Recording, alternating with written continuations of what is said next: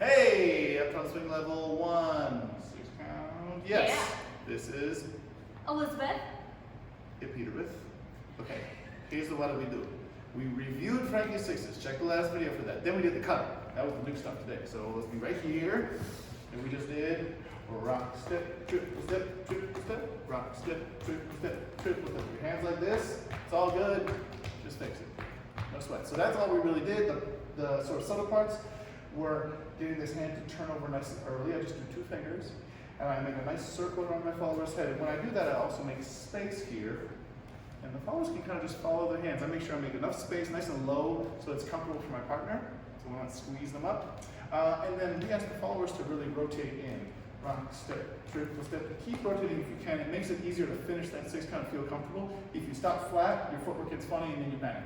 So if you finish it, then come out, open, close, triple step. As much as you can come out of that like a tuck turn, that will be great. We also talked a little bit about this fancy little reverse on it.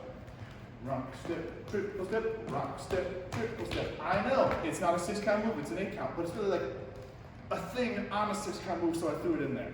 Y'all did a great job with that. Once we get the followers try to turn, leader just reverse it, and you do have my permission to push them just nicely.